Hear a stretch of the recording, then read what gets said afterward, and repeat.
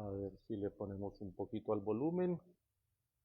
y si cuadramos bien la cámara para que no tenga problema. Y comenzamos el martes del libro. Ya se conectó P Polo 82, Susi Meki también se unió, Clara 560562, Radio Neblina. Un saludo para los muchachos de Radio Neblina.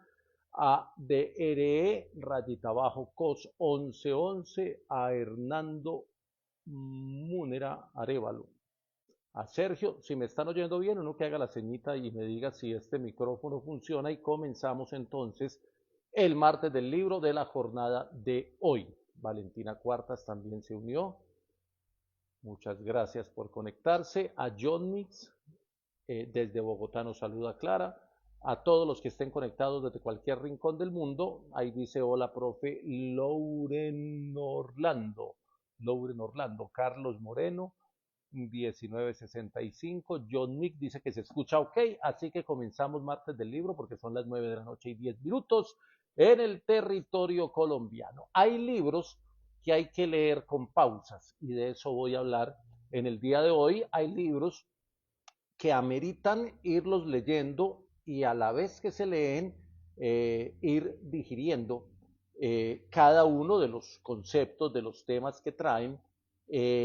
y que ameritan incluso tener un buen café o un buen vino a los que les guste el vino, para ir leyendo, ir parando, hacer la pausa, reflexionar sobre lo leído y seguir, no porque sean historias dramáticas, sino porque tienen esos textos que yo llamo libros con pausas, son los que tienen un contenido filosófico, humano, existencial, que ameritan que uno vaya despacio, vaya haciendo lectura lenta y vaya pasando por ellos. Voy a trabajar hoy un libro que habla de la vida, que habla de todo, pero que tiene una historia muy particular. Voy a tratar de organizar aquí para ver cómo lo abordo, porque tenía tres entradas distintas y finalmente me dio por llamarlo libros con pausa. Muy bien, el libro de hoy es un libro que tiene dos personajes centrales y los dos personajes empiezan a hablar y cada que hablan van entregando conceptos, ideas, reflexiones,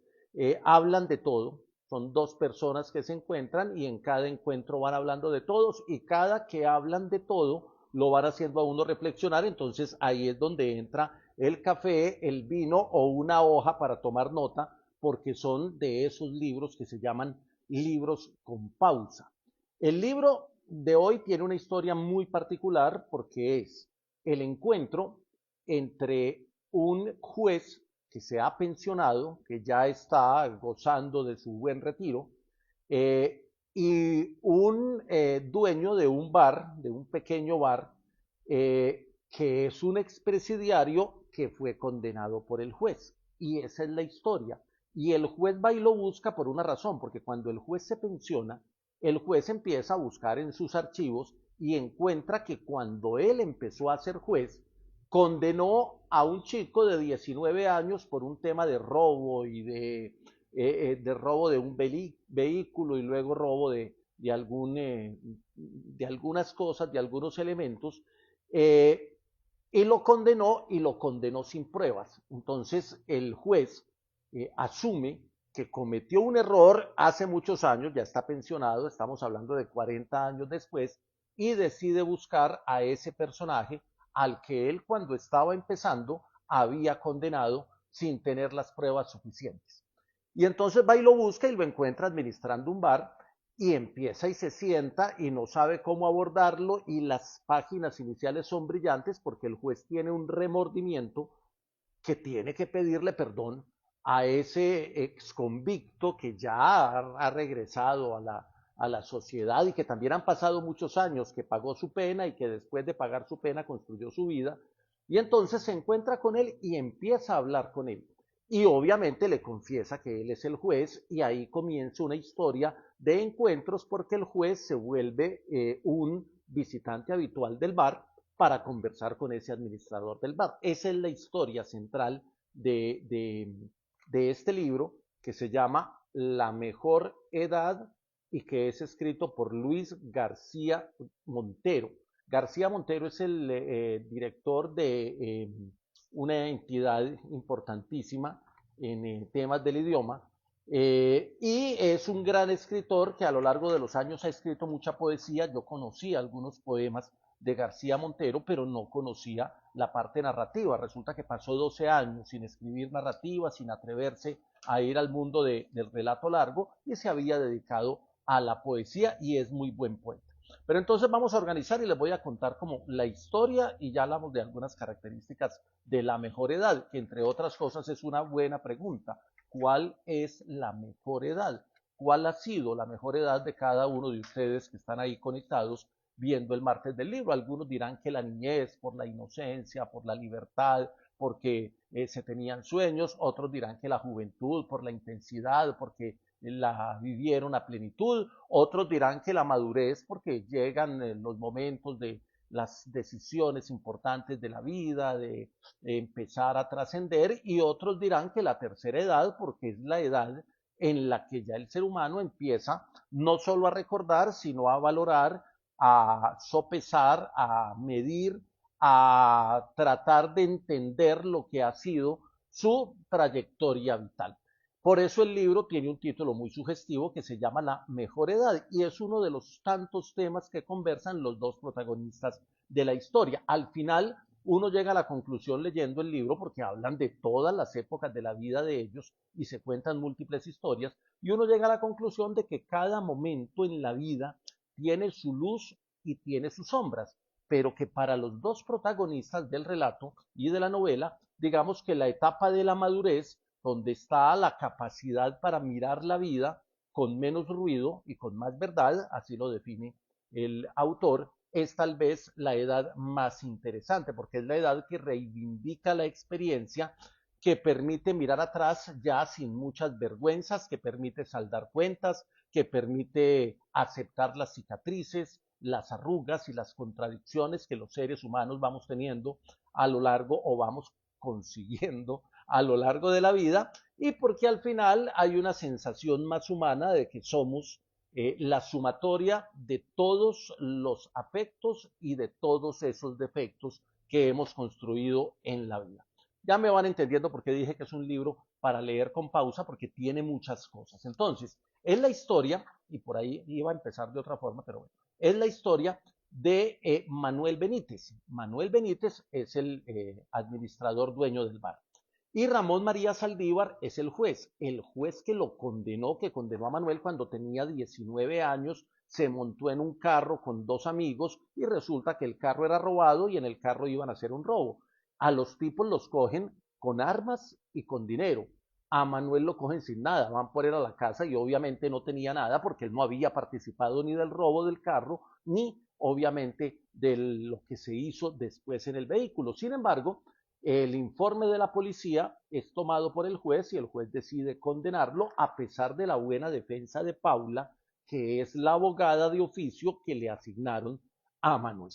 Entonces empieza ese encuentro entre los dos y uno va leyendo el relato y va entendiendo la vida de cada uno. Claro, Ramón está pensionado, el juez. Le dejó su casa a la hija, tenía una casa grande con un jardín gigante muy bien cuidado, con un jardinero contratado específicamente para cuidar ese jardín. Y llega un momento en que él quiere dejarle la casa, o quiere dejarle, no, él siente que el espacio es muy grande para él y se lo deja a su hija, que es casada con un tipo que trabaja en el sector bancario, y en el fondo ninguno de los dos tiene un gran afecto por Ramón. Es decir, es un juez con una vida un poquito amarga porque ya es viudo, porque ya tiene una hija casada que tiene 3 hijos. De los 3 hijos hay una que es la ñaña, como decimos en Antioquia, de este juez, de Ramón, se llama Jimena. Los otros, Patricio y Borja, son dos nietos de esos medio desconocidos que no se ocupan mucho de la vida. Manuel va a la cárcel, va a pagar una pena de 4 años, casi 5 años, con una condena muy particular, porque la condena es de 4 años, 2 meses y un día. Y aparte de eso, le suspende la posibilidad de aspirar a cargos públicos y obviamente le quita el derecho al sufragio. Es la España, la novela ocurre en el Madrid, o en la Madrid en la ciudad de Madrid después de la dictadura, cuando ha llegado la democracia y cuando están en unos cambios muy significativos en temas políticos en España, y eso también es un tema de fondo en la novela. Lo curioso es la pena que le pone el juez a Manuel y obviamente lo manda a la cárcel de Carabanchel, donde él paga esa pena. Cuando él sale, resulta que la única persona que se ha ocupado de Manuel es Paula, la abogada, que no solamente es la abogada de oficio, sino que después de que lo condenan empieza a frecuentarlo y a visitarlo y no se olvida de él en la cárcel, y el día que él sale, Paula lo está esperando afuera porque ya tiene un sentimiento profundo hacia él, lo recoge, lo lleva a su apartamento y terminan ellos en una relación de pareja muy intensa y muy pasional, muy interesante. En la cárcel, Manuel tiene un amigo, un compañero de celda, que también es muy interesante porque aunque aparece en pocos momentos en la historia, cumple las veces como de ese preso que tiene una pena más larga y que ve pasar lentamente los días, y cuando su amigo sale, pues obviamente Manuel vuelve a visitarlo, se llama Felipe el preso, y Felipe es ese compañero de celda leal que tiene algo de poeta, algo de loco, algo de hippie y que le va dando consejos a Manuel para que cuando salga de la cárcel vaya a rehacer su vida. La historia es que Manuel termina haciendo pareja con Paula, que era su abogada, se van a vivir juntos, se casan, pero Manuel cae en otro problema, esta vez no jurídico, sino un problema de alcoholismo. Y el alcoholismo hace que su relación con Paula esté inestable, termine, incluso Paula lo termina y se va a vivir donde Cristina, que es su hermana. Resulta que Cristina no quiere para nada a Manuel porque considera que es un fracasado, que no merecía a su hermana, que es abogada y demás, y se genera ahí una lucha con una particularidad, y es que Paula se enferma, tiene una parálisis cerebral y queda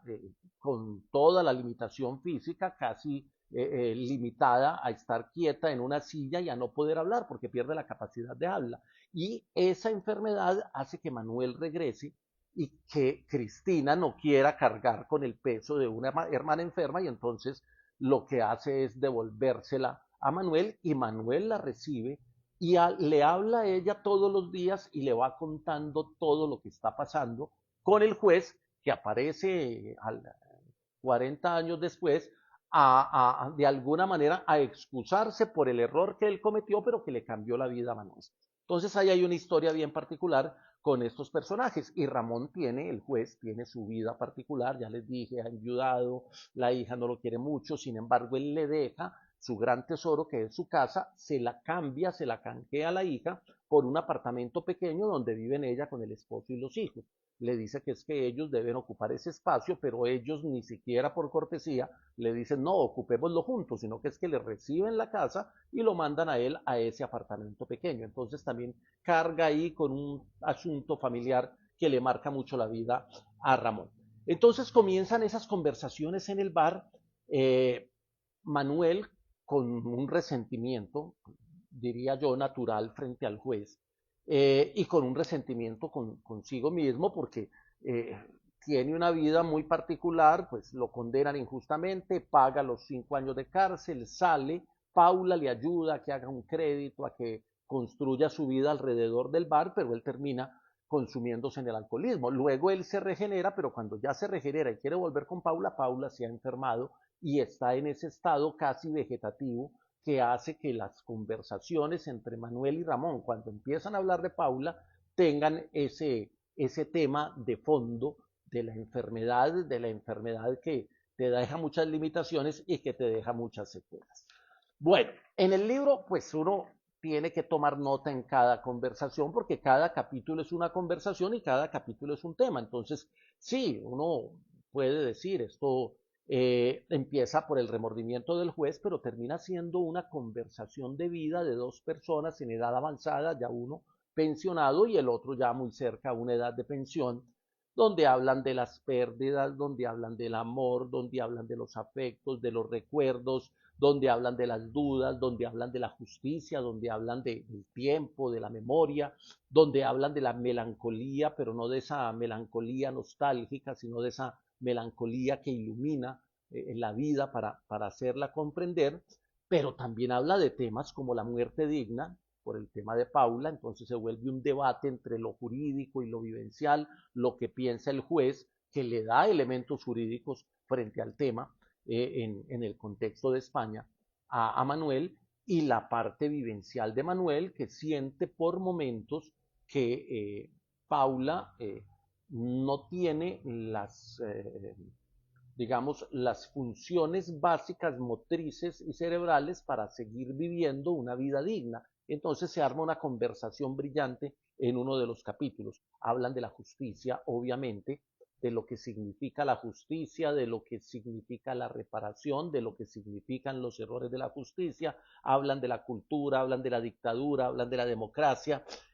hablan de muchos temas y terminan hablando de la vida. Entonces creo que el secreto de la mejor edad de Luis García Montero es que lo lleva a uno a una conversación entre dos en la cual uno termina metido, porque va leyendo uno los capítulos y uno como que se va metiendo en los temas y quisiera como aportar, pero es tan bien escrito el texto que uno siente que están conversando con uno como si uno fuera un espectador que está escuchándolos a ellos, a ese juez y a ese personaje de Manuel que es muy bien construido. Entonces, un expresidiario y un juez se encuentran muchos años después y comienzan a hablar. La pregunta de cuál es la mejor edad que la hice al principio tiene mucho que ver, pues, no solo con el título, sino como con muchas de las reflexiones que ellos hacen. Eh, Hay muchas conclusiones que uno podría sacar del texto, incluso yo tengo aquí el capítulo a capítulo, pues quería mostrarles de pronto, cada capítulo traté de resumirlo, cuál es el sentido de la conversación, por qué abordaron ese tema, porque no solo es lo que conversan, sino que esa conversación hace que se reconstruyan los hechos del famoso atraco en el que no participó Manuel, pero también se vayan construyendo los hechos de vida de cada uno, porque se casó el juez con su esposa, por qué se decidió Manuel a vivir con Paula, cómo fueron esos años de vida, cómo fue el drama en el momento del alcoholismo, cómo fue su recuperación, siendo el cantinero, el administrador de un bar con un problema de alcoholismo, cómo logró salir de su problema de alcoholismo y seguir viviendo en un entorno que invita, obviamente, cuando hay conversación, a destapar botellas y a tratar de brindar. Entonces ahí también hay un tema de fondo bien interesante. Los otros personajes entran, no al bar, no entran a la conversación, sino que son parte de la conversación y de las historias que se cuentan. Hay un tema con el jardinero, termina teniendo un hijo, el hijo termina enamorándose de Jimena, que es la nieta del juez, la mamá de Jimena no acepta que esté saliendo con un jardinero. Hay un tema ahí también de unos dramas familiares que van saliendo y que se van contando a lo largo de la historia. Luego se entera uno, leyendo capítulo a capítulo, que el caso de Manuel fue el cuarto caso que llevó el juez. Claro, ya pensionado, él dice que puede haber tratado más de 1000 casos a lo largo de su historia como juez, pero que se acuerda de los primeros porque encontró los archivos y entonces empieza a contar caso por caso cómo fue cada uno de los casos y terminan siendo casos menores, casos de robo, casos de asalto, un tipo que se metió y forzó una cerradura y le robó alguna cosa a una señora y lo condenaron por un robo menor, pero le pusieron una pena mayor porque el tipo había forzado la cerradura, porque le robó algo y fue a venderlo en un mercado e inmediatamente lo pillaron. Entonces habla de cada uno de los casos hasta llegar al cuarto caso, que es el de Manuel, y ahí es cuando Manuel vuelve en medio de su dolor, porque él en el fondo nunca perdona que lo hayan condenado injustamente, ni Paula tampoco. Cuando Paula está enferma y Manuel va y le cuenta que el juez le dijo esto, que el juez le mostró el expediente, que el juez había argumentado esto, a Paula le da mucha rabia, pero no puede expresarlo porque tiene esa limitación de la enfermedad. Al final, pues, ¿qué les digo yo de la mejor edad? Está muy bien escrito, que Luis García Montero tiene una formación poética muy, muy fina, entonces tiene muchas frases, muchas ideas que uno subraya, que uno deja ahí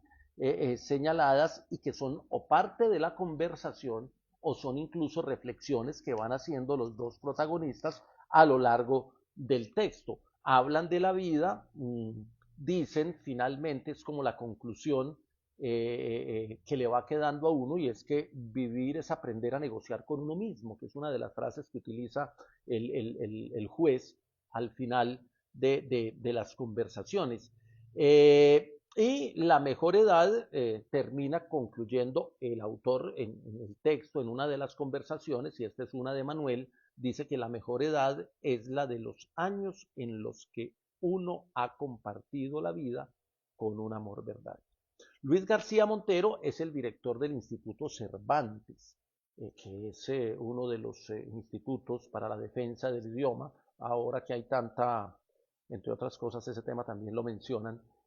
no directamente y no está metido linealmente en el texto, pero el desprecio de algunos mandatarios de algunos países, no voy a decir de dónde porque ustedes saben, por el español, por el habla hispana. Entonces, el hecho de que Luis García Montero sea el director del Instituto Cervantes, de alguna manera también toma una posición en el texto, acomodada a sus personajes, pero que sabe uno que es esa defensa del idioma español, que es un tema que también tocan, el tema del idioma, el tema de los jóvenes de hoy, los jóvenes de antes, hacen una comparación de vidas bastante interesante. Son dos protagonistas de igual peso, pero que se necesitan mutuamente. El uno porque está amargado, porque está culpado, porque quiere la redención, el otro porque está enojado, porque está con cierta carga emocional negativa, pero que también trata de cambiar. Y entre los dos van construyendo un sentido de la vida muy especial que se los recomiendo como lectura con pausa. Así lo llamé, no sé si el término haya sido acuñado en otro lado, pero yo lo llamo libros con pausa, libros que no puedes pasar de un capítulo a otro sin hacer una reflexión personal, escribir algo, mirar algo o tratar de entender algo del texto. Le voy a leer 5 frases. La seguridad es el arte de engañar a los demás y la felicidad es el arte de engañarse a uno mismo. Es una de las reflexiones, entre otras cosas, fundamentados en la filosofía. Creo que Sócrates había dicho algo, algo parecido. Una noticia o una historia es un tesoro en la cárcel, una propiedad muy valiosa. El tema del tiempo, cómo el tiempo en la cárcel pasa muy lento y en la vida afuera pasa demasiado rápido, que es una reflexión que hace Manuel, también es un tema interesante. Aquí dice esto, porque a cierta edad la admiración y las complicidades ideológicas no pueden sustituir al deseo. Hablando ahí de la relación que tenía Paula con su novio anterior, que termina siendo muy importante con un cargo público y le ayuda a Paula en su vida profesional, pero Paula termina con él justamente por eso. Esta me gusta. Los bares están llenos de jueces, que es una manera de decir que en los bares la gente se sienta a juzgar. Contarse la vida es una forma de luchar contra la fatalidad. No tienes por qué esconderte en tus tristezas, le dice muchas veces Manuel al juez, hablando de algunos temas de la vida. Recomendado de hoy entonces en Martes del Libro, para ir cerrando, Luis García Montero, La mejor edad, Editorial Planeta lo tiene, y lo tiene con el sello Tusquets Editores, que es de la colección Andanzas, este libro, y la portada es espectacular porque es un portón rojo, ahí lo ven, es un portón rojo hermoso y hay un teléfono, yo no sé si alcanzan a ver el teléfono pegado en la pared, un teléfono de esos viejos que ya no hay, que ya no existen, porque ya hacen parte de los sitios de antigüedades. Terminamos Martes del Libro, espero que les haya gustado. El libro a mí me encantó, yo no sé por qué este fin de semana estaba